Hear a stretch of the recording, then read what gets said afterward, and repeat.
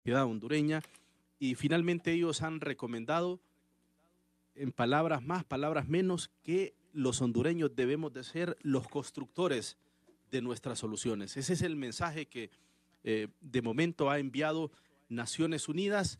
Había muchas expectativas que en este informe Naciones Unidas iba a designar a la persona que iba a hacer las veces de mediador o facilitador, pero como se dice popularmente, Naciones Unidas nos ha devuelto la pelota, el balón está en territorio hondureño, de ahí que hay muchas lecturas, obviamente, que se hacen alrededor de este informe.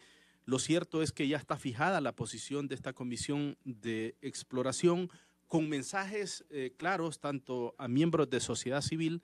Ellos en el informe establecen que encontraron dos grupos convocantes, los invita a que hagan sinergia, a que aúnen esfuerzos y algo trascendental. Si no se genera confianza en el país, si no se hacen a un lado de repente las posiciones que tienen los dos bandos en contienda, porque aquí da la impresión que nadie quiere ceder, difícilmente se va a poder sentar al menos las bases para lograr un verdadero diálogo pensando en función de país. Habiendo hecho esta rápida introducción, vamos a dar la bienvenida a nuestros invitados especiales, personas que de una u otra manera han estado involucradas directamente en lo que tiene que ver con la construcción de avenidas para que Honduras pueda salir de esta situación, de este marasmo en el que nos han metido los políticos en nuestro país. En principio presento a don Jorge Illescas, él es miembro de la Junta de Convocantes de nuestro país. Don Jorge, bienvenido al Contrapunto. Buenas tardes. Buenas tardes, Edman. Quiero hacer una aclaración. La Junta de Convocantes todavía no ha fijado su posición oficial sobre el documento de Naciones Unidas. De manera que las opiniones que yo puedo vertir aquí son de carácter estrictamente personal. Perfecto, nos parece muy bien y eso manda un mensaje suyo de respeto a sus demás compañeros. Así es. Porque es importante que mantengan ese espíritu de unidad. Son personas muy, muy reconocidas, de mucha credibilidad en nuestro país. Ahí está el padre Germán Cálix, está don Eduardo Facusé, está Olvan Valladares, don Juan Ferrera, Leo Valladares, Juan Ferrera, Amílcar Bulnes, Víctor, su colega Víctor Hugo Álvarez. Sí. ¿Verdad? Son personas respetadas en el Foro Nacional. Don está Jorge. También Julio Raudales, ¿verdad? Claro. Efraín Díaz Arribillaga, ¿verdad? Está ahí también. De manera que es un grupo de viejos. ¿Cuándo se estarán reuniendo para fijar una posición ya colegiada? Nos reunimos oficialmente una vez a la semana y extraoficialmente cuantas veces sean necesarias. Excelente. La bienvenida para don Julio Cabrera. Él es miembro del Foro Permanente de Sociedad Civil y Julio lo hemos invitado porque también es miembro de la plataforma en donde están aglutinados distintos sectores de la sociedad y que también han estado de alguna manera incidiendo también en que Naciones Unidas pudiese al final nombrar un facilitador o un mediador. Bienvenido, Julio, al Contrapunto. Muchas gracias. Siempre es un alto honor para nosotros participar de su programa. Como ha dicho mi extraordinario maestro, en los asuntos agrarios y en las organizaciones. Igual, ciertamente, hemos estado participando de la plataforma ciudadana por Honduras, pensando siempre en los sagrados intereses del país y de los hondureños, en la misma postura de don Jorge. Todavía no hemos auscultado la opinión del resto de las organizaciones que integramos ese esfuerzo. Esperamos hacerlo lo más antes posible para tener entonces nuestra mirada alrededor de la correspondencia que ha hecho las Naciones Unidas. No obstante, las opiniones también que vamos a compartir con don Jorge, mi maestro, vuelvo a decir con mucho cariño, gracias, son, en el caso particular, pensando un poco en la academia, porque son temas que se deben de compartir con las organizaciones en las cuales uno participa. Y creo que ese es un principio elemental para no incurrir en irresponsabilidades, sino que haya el consenso y la opinión de todas las organizaciones que estamos haciendo ese esfuerzo.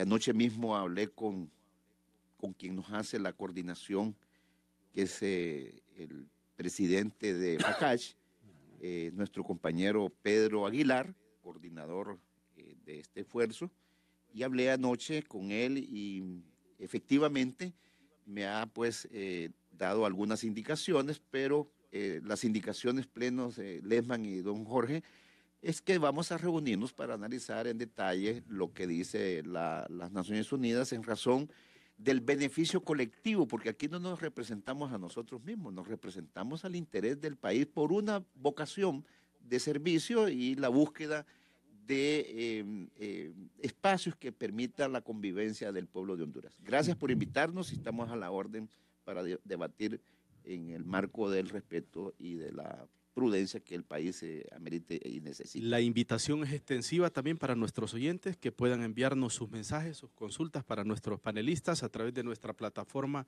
del WhatsApp al 95 20 20 80 y con gusto siempre y cuando sea dentro del marco del respeto y las buenas costumbres, como es la mística del contrapunto, aquí le vamos a dar cabida, la vamos a canalizar. Es más elegante una crítica cuando se hace con altura, creo que se escucha necesaria y se ve mejor. Necesaria, agrega don Jorge, por supuesto. Revisando la parte de las recomendaciones de este informe de don Jorge Illescas, la misión es clara al establecer que los hondureños deben decidir sobre el nombramiento de un mediador o facilitador, que sigue siendo un tema pendiente. La misión recomienda que el facilitador mediador sea designado por aclamación por los convocantes del diálogo. El nombre del mediador o facilitador debe ser aprobado por los principales actores políticos, recomienda la misión. Establece también que se sintió alentada al escuchar expresiones de apoyo a una posible mediación o facilitación por parte de los actores regionales. Hay quienes han interpretado fríamente, don Jorge Illescas, que Naciones Unidas se ha lavado las manos y que no ha devuelto la pelota. ¿Usted qué lectura hace particularmente? Mire, personalmente a mí no me sorprende el contexto de la carta que me han dado Naciones Unidas. ¿Por qué no me sorprende? Porque en realidad las partes en conflicto, que prácticamente son dos, que es el actual gobernante y la alianza. Estas dos partes han estado totalmente confrontadas en posiciones cada quien en su propio lugar, sin ceder uno del otro. Entonces Naciones Unidas no iba a mandar aquí una personalidad para que viniera a tener un fracaso. De esa cuenta, en el primer punto plantea que deben de crearse las condiciones especiales para el proceso de diálogo. Y esto quiere decir crear confianza entre los participantes. Quiere decir esto que el lado de don Juan Orlando debe tener confianza en don Manuel Zelaya y don Salvador, y lo mismo Salvador y Manuel Zelaya. Eso es una tarea que le concierne efectivamente a los hondureños. Y yo agregaría más, esta conflictividad debería de ser de la exclusiva responsabilidad de los hondureños. Porque nos conocemos, tratamos, queremos nuestro país. Pero esa recomendación de Naciones Unidas no es zafarse las manos, porque en realidad lo que están planteando es que nosotros tengamos mayor protagonismo, los hondureños, en nuestros propios problemas. Y efectivamente ahí hay un problemita que también limitó a Naciones Unidas, y es que la alianza, por ejemplo, plantea de un mediador. Y entender por mediador, por ejemplo, es que hay que hacer una auditoría forense al sistema electoral, al proceso electoral. Y ese mediador dice quién tuvo la razón. Difícilmente va a encontrar una personalidad que haga eso. ¿Por qué sería, bueno, pues don Juan, usted perdió? Sí. Va de viaje. Sí, salga, deje la presidencia. Salga la presidencia, lo cual es bastante difícil. En ese sentido, en los diálogos democráticos, lo que se busca es un facilitador. Y este facilitador tiene a su vez un cuerpo de expertos de Naciones Unidas que son los que participan. Pero para llegar a eso se requiere, por ejemplo, que después de que la comisión exploradora dice hay facilidades para el diálogo, hay posibilidades, entonces se hace el diseño del diálogo. Y ellos entienden bien esa ilustración que usted está haciendo porque en el informe manejan los dos términos, Sí, lo entienden facilitador y bien, mediador. lo entienden bien, perfectamente bien. Y cuando estuvimos con ellos aclaramos eso, ¿verdad? Entonces, cuando ya están dadas esas condiciones, la comisión exploradora dice, sí hay posibilidades del diálogo. ¿Ve consecuente entonces la posición de ellos partiendo del contexto hostil? Sí, la veo. ¿Cómo están las Sí la posiciones veo, extremadas en el y país? tiene cosas muy positivas. Por ejemplo, reconocer que hay violaciones a los derechos humanos. Y no solamente reconoce así en forma abstracta, sino que señala el número de personas muertas después del 26 en todas estas marchas. Y hablan de una comisión independiente. Eso es una cosa sumamente importante, que habla de nombrar una comisión y que esa comisión tendrá sus primeros insumos con el informe que va a dar el comisionado de los derechos humanos de Naciones Unidas residente en Honduras. Ahí la alianza objeta que sean hondureños los que formen esa comisión. Ellos pensarían que deberían ser gente del exterior. Eso es una cuestión que hay que ponerla a discusión, pero lo importante... Pero la idea usted la ve yo la veo factible. Totalmente, comparto con ellos, sí, porque es un reconocimiento, ¿verdad? La otra cosa que no debe pasar inadvertida en esto es que hacen una recomendación para hacer las reformas jurídicas del penales, país. ¿no? Jurídicas.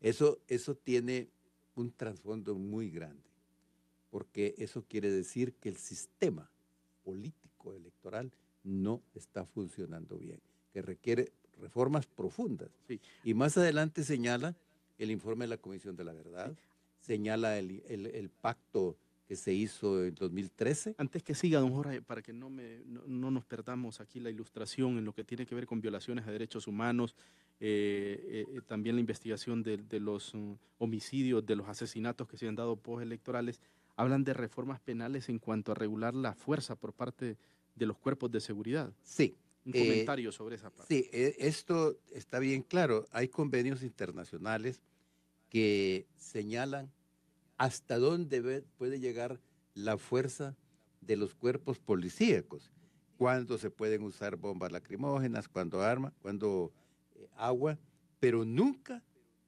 permite que se use balas vivas. Y eso ha sido un problema muy serio en el caso de Honduras, porque indudablemente se han utilizado balas vivas, y hay muertes que han utilizado balas vivas.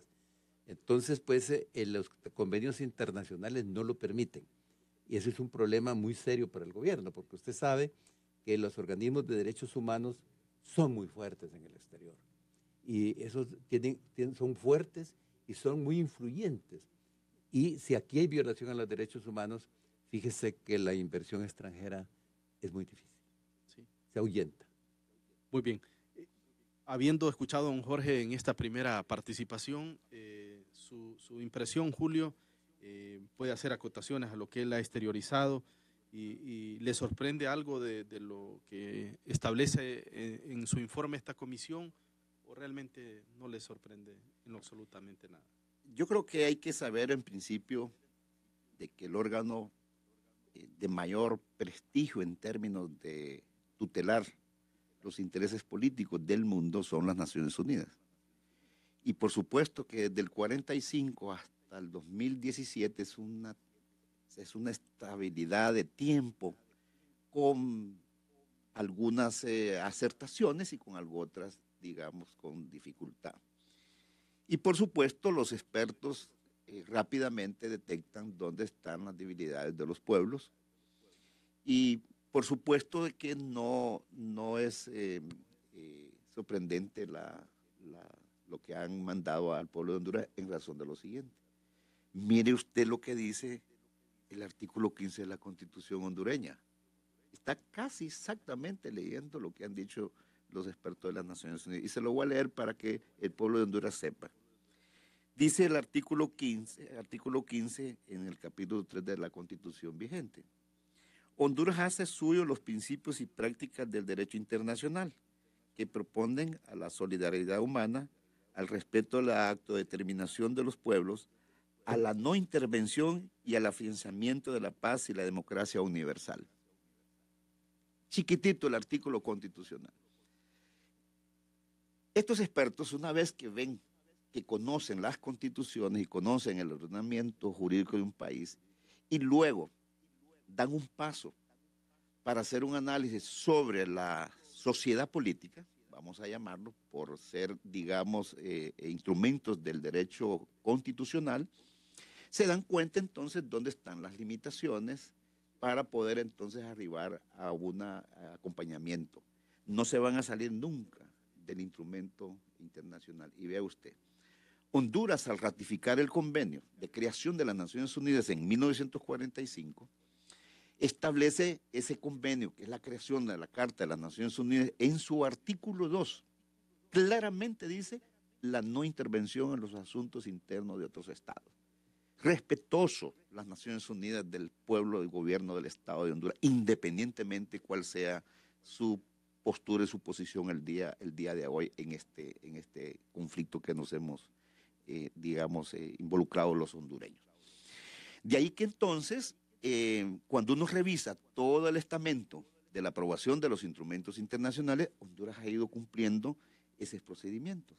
Honduras ha ratificado la convención, dos convenciones, la del Sistema Interamericano de los Derechos Humanos y la Universal de las Naciones Unidas. ¿Eso qué quiere decir? Que la Constitución hondureña también establece que una vez que esos tratados son ratificados, se convierten en ley interna, al derecho interno, se incorporan al derecho interno. Y por eso han sido muy cautelosos los organismos, en este caso las Naciones Unidas, para no, perdón lo que voy a decir, no ofender el conocimiento de los hondureños. Y debo decir con mucha satisfacción que me agrada que nos traten como tal, es decir, con el debido respeto como una nación que somos ante el mundo, independientemente de cuáles sean nuestras propias diferencias y preocupaciones. Y vea usted, en referencia, también Honduras aprueba en el 69 el Pacto Internacional sobre los Derechos Civiles y Políticos.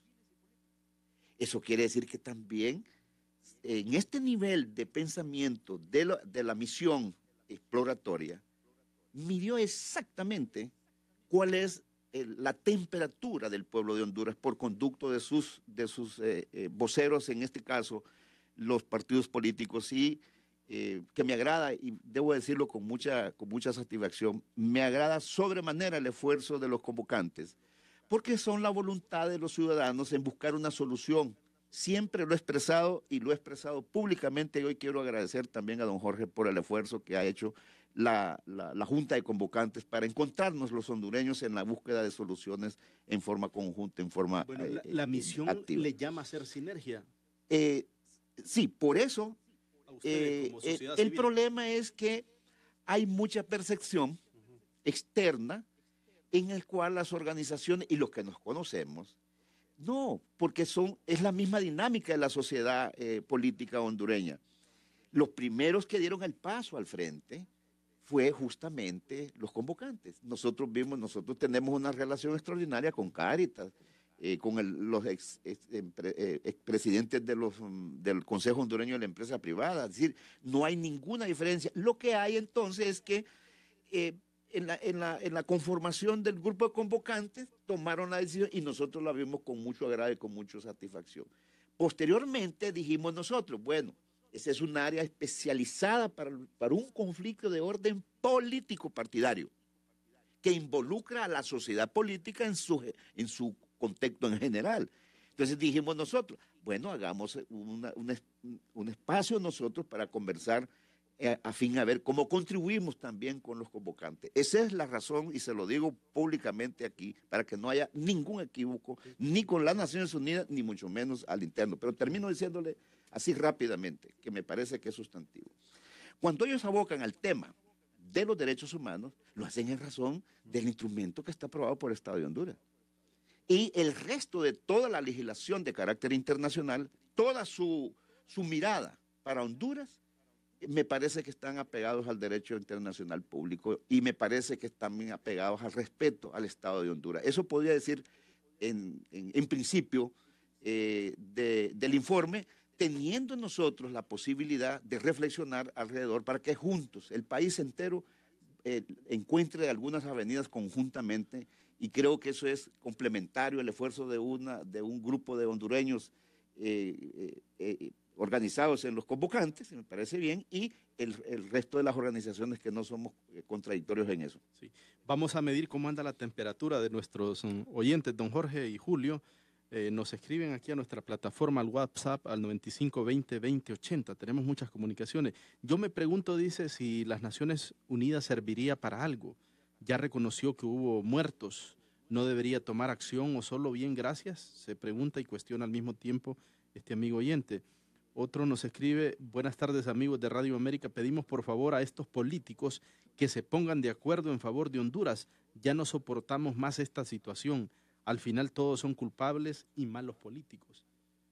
Dice, lo lamentable es que en Honduras se sabe cómo puede empezar una guerra civil, pero no se sabe cómo puede terminar. Por favor, pónganse de acuerdo, dice otro oyente. Carlos Navarro dice, voceros del narcoestado dan pena. Otro dice, vendidos. Gustavo Adolfo Pineda, Honduras es un narcoestado, el Partido Nacional es la Mar Azul, la pandilla mejor organizada de Centroamérica, entre otras comunicaciones.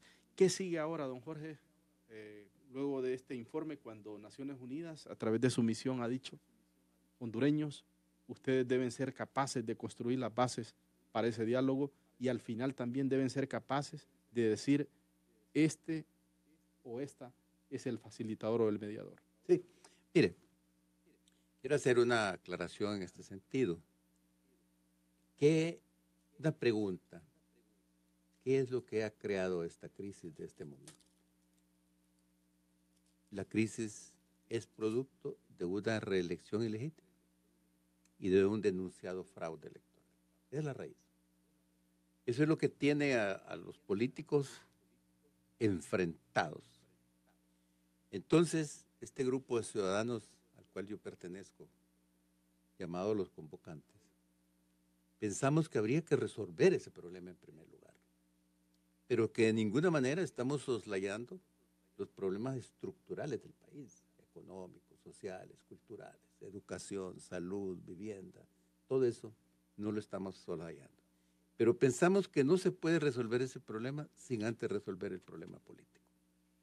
Entonces, en ese sentido, nosotros hemos hablado con don Manuel Zelaya de Salvador, con don Luis Zelaya y con don Juan Orlando Hernández, con los tres que son realmente los... Obviamente por separado. Obviamente por separado. ¿Sí? En una mesa no se sienta todavía. Entonces, ¿Y han intentado ustedes aproximarlos, don Jorge? Todavía no. Esperamos esta Carta de Naciones Unidas.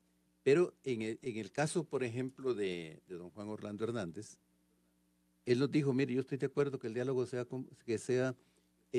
incluyente, que sea participativo y que sea de obligatorio cumplimiento. Porque lo planteamos nosotros. Ok, perfecto. Que Naciones Unidas intervenga también. Que haya un mediador, sí. Y dijo, mire, yo no tengo ningún problema. Si es Nicolás Maduro que viene aquí como intermedio, que venga, ¿verdad? Claro que no va a venir. Pero lo dijo él así. Sí, así con las palabras, así como se lo estoy diciendo, textualmente. Por otro lado, don Manuel Zelaya dijo, yo quiero que el diálogo, si estoy de acuerdo, que ustedes participen, son mis amigos. Algunos me critican, dice, ¿verdad? Y por otro lado dijo Manuel Zelaya y Salvador Narrala, lo que pedimos nosotros es que ese diálogo sea realmente de cumplimiento obligatorio, sea vinculante, y que venga un mediador, no un facilitador, un mediador. Entonces planteó esto. El planteamiento de alguna manera de la alianza coincide con el de don Luis Zelaya también. Manuel Zelaya habla de una auditoría forense y don Luis Zelaya habla de que se sepa la verdad qué pasó. Son coincidentes. En ese sentido, pues, es el esfuerzo que nosotros hemos venido haciendo como convocante.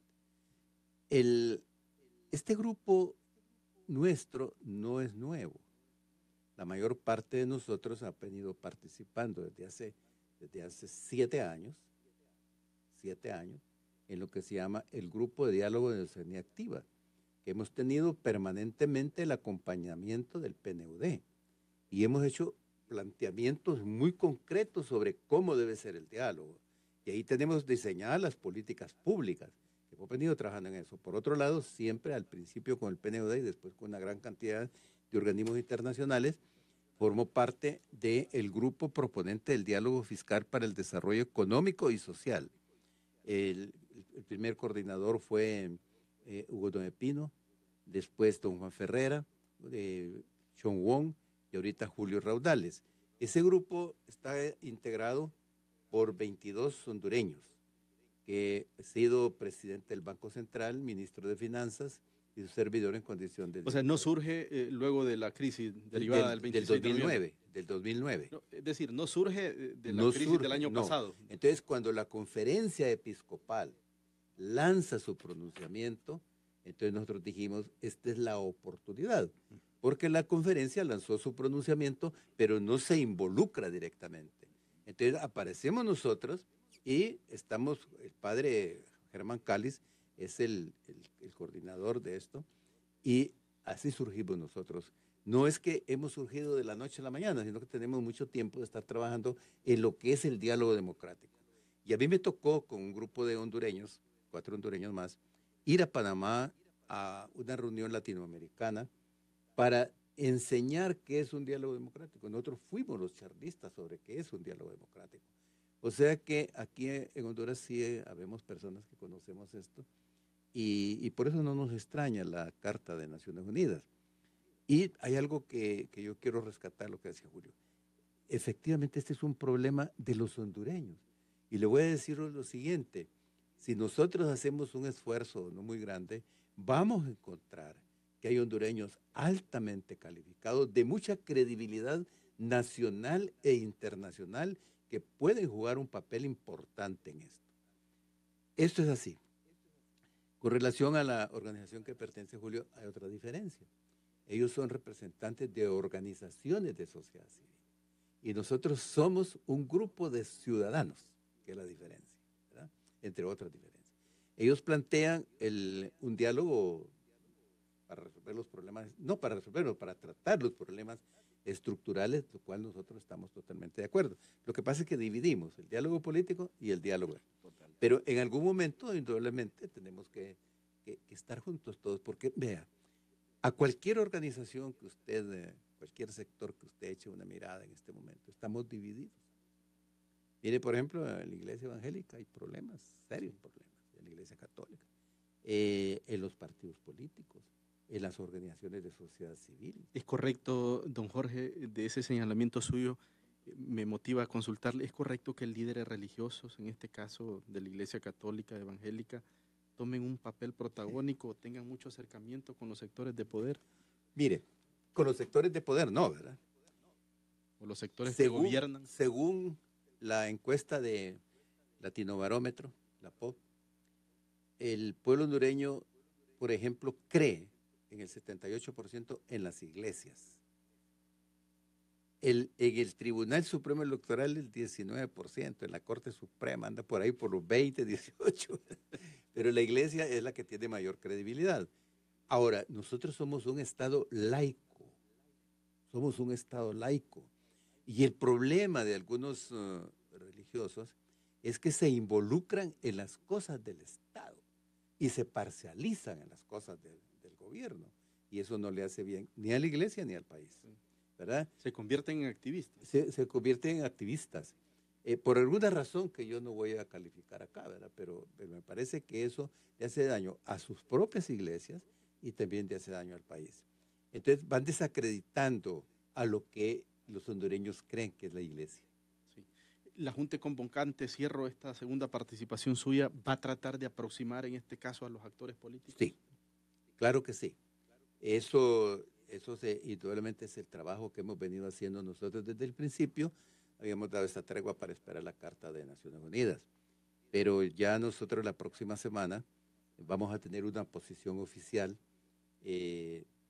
para poder, posiblemente demos una conferencia de prensa donde se fije la posición oficial del partido, de los convocantes, y el papel de los partidos políticos. Tenemos que acercarnos a ellos. Hay que hacer una labor muy intensa, no solamente le corresponde a los convocantes, sino que a otras personalidades que tiene nuestro país. Bueno, habiendo ya conocido cuál es la ruta que tienen fijada la Junta de Convocantes, como lo ha asegurado don Jorge Illescas, ¿cuál es la ruta que tienen ustedes como plataforma ¿Cuál es la ciudadana? ruta? ¿Cuál Bueno, en principio ¿Cuál es la ruta? Dice. yo quería también expresar nuestra visión en torno a esto. Igualmente, Honduras participa hace 2 años en las Naciones Unidas y sanciona las metas del desarrollo sostenible, las OSD, que tienen que ver precisamente con el desarrollo de los pueblos. Y si Honduras ha ratificado y las Naciones Unidas llevan adelante las metas del desarrollo sostenible hasta el 2033. Eso quiere decir entonces de que es una extraordinaria oportunidad para concatenar, como muy bien ha expresado don Jorge, al resolver el tema político. Y en esto sí nosotros hemos estado, don Jorge, pensando en lo siguiente. Cuando uno observa todo lo que es el estamento político de una nación, se da cuenta que la construcción del Estado es la suma de la voluntad de los ciudadanos, independientemente en qué estructura organizacional se encuentre. Y por supuesto de que la sociedad política en general, y conforme a los tratados de la politología, no es más que la participación de todos los ciudadanos en función de esos intereses que tienen que ver en la construcción y la organización del Estado hondureño, que es ahí entonces donde fincamos nuestra mirada. Y por supuesto de que al participar el Consejo Hondureño de la Empresa Privada, al participar las organizaciones de patronatos, al participar más de 200 organizaciones, llegamos entonces a la necesidad de cooperar para que el diálogo político pudiese tener de alguna manera algún avance. Y vimos con agrado que ya había un esfuerzo de un grupo de ciudadanos hondureños con calificadas consideraciones. En esa razón, también debemos de compartir de que el país hizo un esfuerzo enorme en la planeación de largo plazo y se concerta la ley de plan y visión de país al año 2038. Es un instrumento que se quedó también, digamos, en el tintero y que se necesita volver a ponerlo en la mesa de los ciudadanos hondureños porque trabajamos N cantidad de horas y de tiempo. Usted estuvo muy involucrado en ese esfuerzo, lo hizo también otros ciudadanos como Efraín Díaz, como también Nazar, Muncho Nazar y otros. De manera que ese instrumento, con las metas del desarrollo sostenible, concatenan un esfuerzo. Y por supuesto que cuando uno revisa todo el estamento de la Constitución, la responsabilidad del Estado y la responsabilidad de los gobiernos, justamente tiene que ver con el esfuerzo nacional para que haya, digamos, mejor calidad de vida del pueblo hondureño. Mire lo que dice este informe también. Dice que el 62% de la población está en la línea de pobreza. El informe lo recoge. 68%. Lo recoge el informe de las Naciones Unidas y de los datos que tiene la CEPAL y lo pone en el informe, digamos, las Naciones Unidas. Y ganamos a Haití. Y un 38% 42 de extrema pobreza. De extrema pobreza. Eso quiere decir de que aquí tenemos un conflicto estructural de primer orden. Y por supuesto, comparto con usted que primero veamos la necesidad de sentar los hondureños para resolver, digamos, el tema político y encontrar entonces salidas que nos permitan a los hondureños. Mire, yo creo que allí, y voy a ser como muy, muy explícito en eso, mire, hay dos figuras que están en esta Constitución hondureña, que es el plebiscito y referéndum. Artículo 5. El artículo 5 de la Constitución ya le da una salida. Pero lamentablemente las posturas dogmáticas de nuestros líderes, creo yo, no les ha permitido el utilizar la herramienta de la consulta del pueblo de Honduras. Y es que también ahí hay un problema de liderazgo. Yo creo que hay que analizarlo más a profundidad el tema.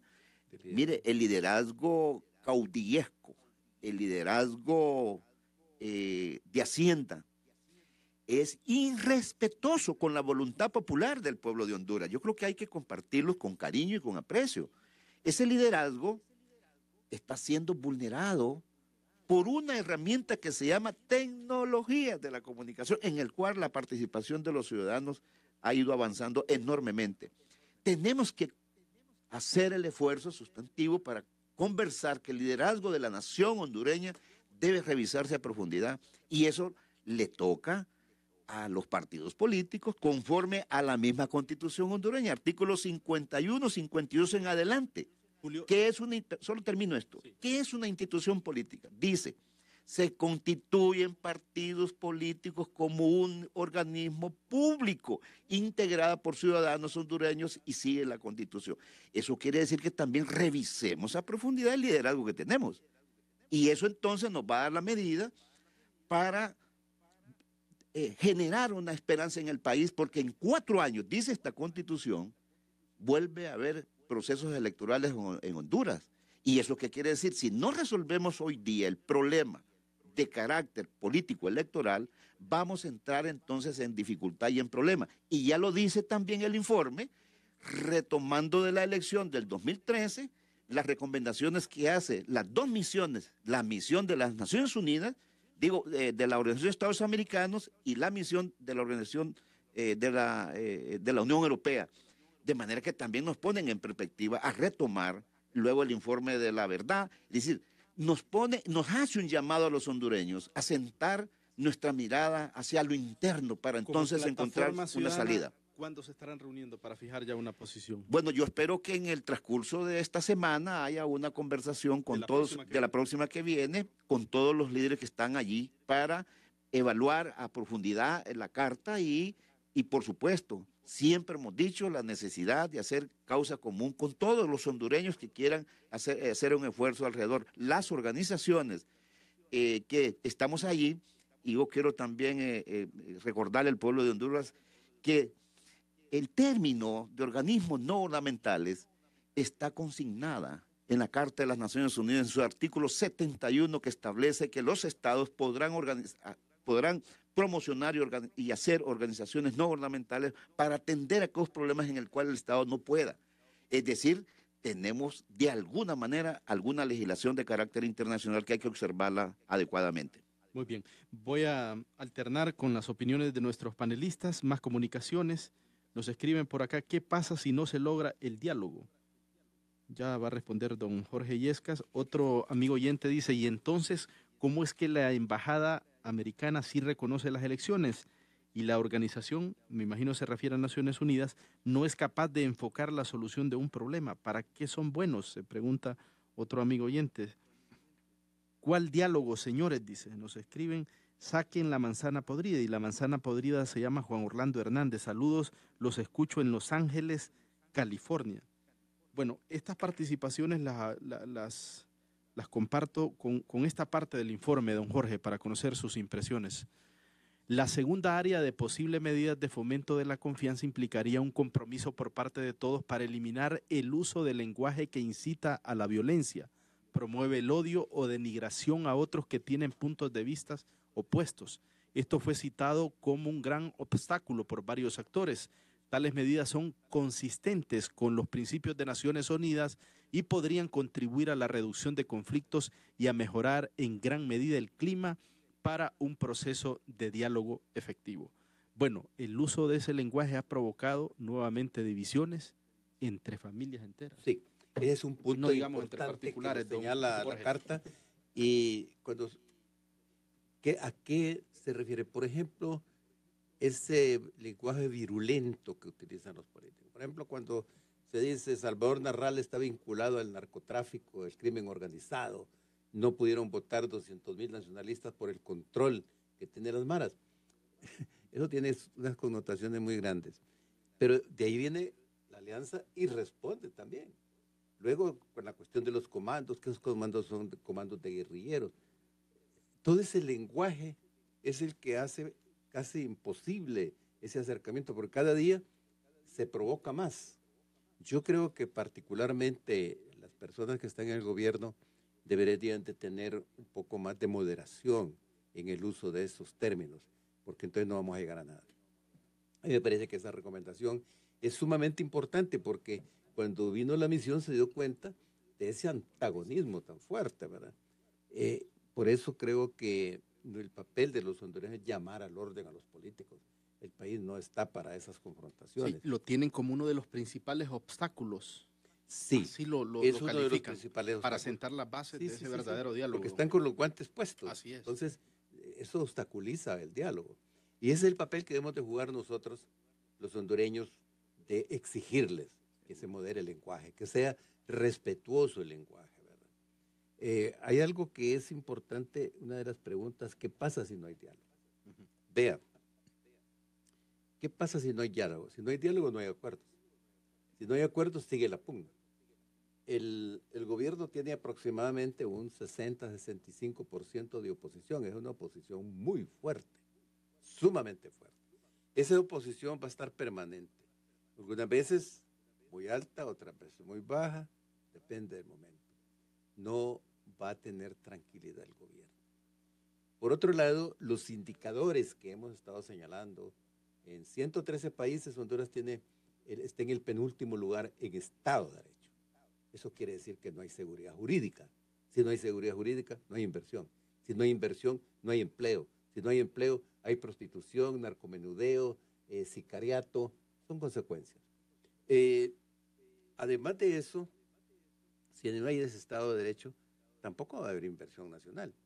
¿Qué va a pasar? Vamos a tener un gobierno muy débil, un gobierno desacreditado. Entonces, yo creo que Juan Orlando, como político, debe de reflexionar y decir, el problema que yo tuve fue la forma como llegué al poder. Sí. ¿Verdad? Tiene que reflexionar. Ahora, en esos diálogos privados... Y la alianza también tiene que reflexionar. La alianza tiene que pensar, la política es la ciencia y el arte de lo posible. ¿Es posible lo que estamos pidiendo? ¿Sí o no? Si no es posible, entonces busquemos esos puntos de convergencia para bien de Honduras. Y blindar todos los acuerdos. Por eso, sí soy particularmente pues de acuerdo con que el diálogo tiene que ser vinculante, los acuerdos tienen que ser de cumplimiento obligatorio. Vea, aquí hemos hecho esfuerzos de diálogos y han quedado en cero. Sí. Entonces, el pueblo ha dejado de creer en el diálogo. Mire las recomendaciones de la Comisión de la Verdad y la Reconciliación que dejaron en papel mojado. Las recomendaciones de la Unión Europea en las elecciones pasadas, de 2013, los pactos que tuvieron los partidos políticos frente a Naciones Unidas, todo eso es papel mojado. Entonces, cuando el pueblo oye hablar de diálogo, otra vez lo mismo. Y aquí debemos de diferenciar. Queremos un diálogo realmente con todas las reglas de lo que es un diálogo democrático. Don Jorge, usted que ha estado de cerca y en privado con los dos, con los tres factores ahí en conflicto, políticamente hablando, ¿es factible la salida del presidente de la República del poder como lo demanda la oposición? Vea, en este momento lo veo difícil. Eso tiene que llegar justamente en los diálogos, tiene que ponerse de acuerdo. Don Juan Orlando, si le conviene o no le conviene, qué le conviene al país. Pero si usted me pregunta, ¿ya va a salir don Juan? Yo le diría que es sumamente difícil. Particularmente cuando la Embajada de los Estados Unidos le ha hecho un reconocimiento, la propia Naciones Unidas le ha hecho un reconocimiento y lo ha felicitado por su triunfo, el secretario general. Todos los países de la América Latina. El secretario de la OEA en su ambiguo lenguaje le manda cartas diciéndole presidente y por otro lado diciendo que no lo reconoce. Que no lo reconoce. Sí, porque fíjense que el único organismo internacional que no ha reconocido a Juan Orlando como presidente es justamente la OEA. Y en la toma de posesión, la embajadora de la OEA no estuvo presente. Fue la única, de ahí todos los organismos. Pero en las cartas privadas Almagro le dice presidente. A veces le dice presidente, honorable presidente. Honorable que no lo reconoce. Pero fíjese que todos estos temas son pues justamente los temas de discusión, ¿verdad? Para bien de Honduras yo creo que debe haber una convergencia. Ahora, en privado el presidente les ha dicho que somete la presidencia en ese diálogo. No. ¿Y ustedes se lo han preguntado directamente? Tampoco. Ni tampoco le hemos preguntado eso a don Manuel Zelaya. No, eso no lo hemos preguntado. ¿Cuál ha sido el papel de la Junta cuando están con ellos en privado? Mire, tanto don Luis Zelaya como don Manuel Zelaya, don Salvador y Juan Orlando con nosotros han sido realmente muy cordiales, han sido reuniones buenas. Pero con Manuel Zelaya la reunión que hemos tenido ha sido excelente, ¿verdad? Y él ha actuado ahí con nosotros con mucha responsabilidad. Y don Luis Zelaya igual, ¿verdad? Don Luis Zelaya ha hecho planteamientos, él tiene sus puntos de vista. Nosotros, como convocantes, no podemos juzgar si esos puntos son buenos o son malos, porque justamente hay que ponerlos a la mesa de discusión. Si Juan Orlando tiene 6, la Alianza tiene 6 y Luis Zelaya tiene 6, son 18. De esos 18 pueden salir 4 consensuados, ¿verdad? Entonces, pues, eso no nos preocupa a nosotros que hayan diferentes posiciones, porque para eso es el diálogo. Y además de eso, pues, algunas veces alguna gente dice, bueno, pues es que el diálogo fracasó. No, el diálogo no fracasó. Y todo lo contrario, creo que comenzamos a trabajar. Y esa carta de... ¿Lo percibo optimista, don Jorge? Sí, es que fíjese, ¿por qué soy optimista yo? Porque de las grandes crisis salen las grandes soluciones. Y lo que tenemos que actuar es con un sentimiento patriótico muy grande, con una responsabilidad más grande, creer en nuestros hondureños y creer que somos los hondureños, esta oportunidad, que somos los hondureños los capaces de sacar adelante a nuestro país. Usted ha sido uno de los principales críticos del presidente con el tema de la reelección. Sí. Pero en esos diálogos privados, ¿cómo ha sido el encuentro, la relación? Perfecta. Mire, esta es una cosa bien importante. Cuando estamos con políticos, los políticos son políticos y entienden. Él nos dice ahí, por ejemplo, aquí ha habido algunos que me han tirado mis chinitas, dice, ¿verdad? Pero mucha cordialidad. Y lo mismo con Mel. Yo fui crítico de Mel. Ya me imagino cuántas anécdotas. Sí, mire, y en el caso, Mel es un hombre muy agradable, muy jovial, muy simpático. Entonces, él jamás va a decir, miren, entonces está aquí fulano. No, es todo lo contrario. Tanto Juan Orlando como Manuel Zelaya nunca nos ha rechazado a nosotros, nunca nos ha votado. Los encuentros han Pero sido cordiales. eso también nos obliga a nosotros a ser moderados. Claro. ¿Verdad? Ser moderados. Julio, ¿tú estás también en ese mismo plano de optimismo, don Jorge? Yo creo que los hondureños hemos demostrado en el tiempo a salir de crisis. Yo tuve la oportunidad, y creo que don Jorge también, de lidiar con la crisis del 85. Y por supuesto que en aquel momento se agotaron todos los espacios para que los partidos políticos presentaran sus candidatos a la presidencia de la República. Se medió con el cardenal Rodríguez en aquel momento y se encontró una salida, digamos, al país. Luego la otra crisis del presidente Maduro, que fue también bastante debatida y se encontró al final alguna, digamos, solución. Quiere decir que la crisis de Honduras en términos políticos no es en este momento. Ya la crisis la venimos arrastrando casi del inicio de los 80. Digo porque al instalarse la constituyente, también hubo ciertas